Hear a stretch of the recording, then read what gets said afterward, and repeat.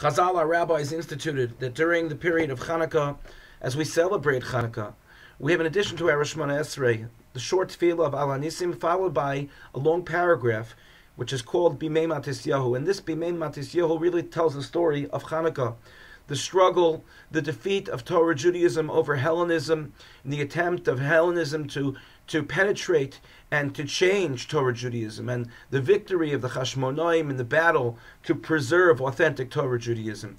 And so we have a paragraph that talks about the miracles that Hashem performed on our behalf, and that it wasn't easy for the Chashmonaim. There's something that is very striking about this tefillah. Firstly, the fact as to where it's placed. The tefillah of Al Hanisim is placed in an area of Shemona Esrei which is called Hoda'ah. Hoda'ah is giving thanks. In the beginning of our Shemona Esrei, we praise Hashem for being the God of our forefathers, the God of our ancestors, and we hope that Hashem becomes our God personally as well.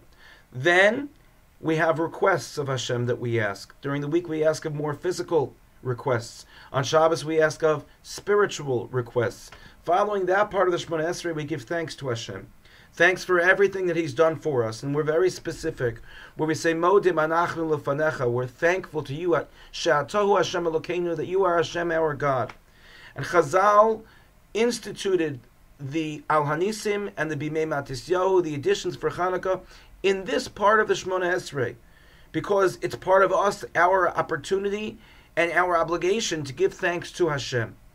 Now, what's very striking is the fact that Hashem's name, while it does appear in Modim, does not appear in Bimei Matisyahu at all.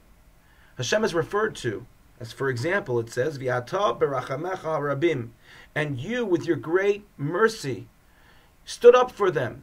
But it refers to Hashem by saying V'ata, and you, as opposed to, and Hashem Elokeinu, our God. How do we explain that? So Rav Yitzchak Mivarka explains that the reason why Hashem is referred to in a very direct way and not in a formal way is that because of the miracles that were performed on Chanukah, because of the fear that was within the Jewish people at the time, because of the potential destruction of the Torah as it was, and the incredible victory that really changed the outlook of what Torah would become and the survival of Torah Judaism and the Jewish people, the relationship between Hashem and the Jewish people at that time became so personal that all formality was set aside. And he explains it's, for example, like a parent and a child. If a parent and a child have such a close relationship, there are many times when they engage without the formality of a child referring to their parent as Abba, Ima, Mom, Dad, but just being able to speak to them directly without the direct formal connection. And so he says the same thing is what happened when it came to Chanukah.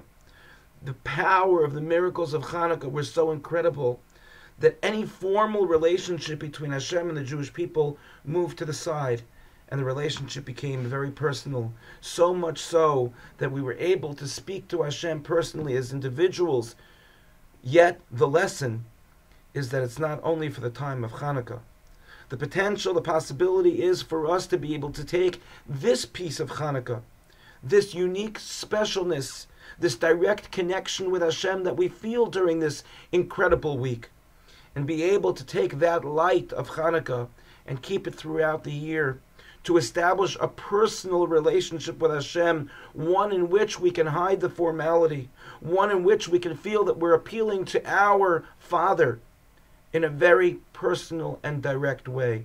And if we are able to do so, then we'll only find ourselves like a flame, going higher and higher, continuing to grow, that on a spiritual level we will be able to bring light not only to other people, but light to ourselves inside of our neshamos, that we'll feel the good that Hashem has done for us, we'll feel the presence of Hashem with us, that we'll be able to verbalize and to talk to Hashem in our tefillah in a very direct way, a way in which the formality is not necessary, because we feel such a unique and close connection. Wishing everyone a Chanukah Sameach and a good Shabbos. Thank you for listening.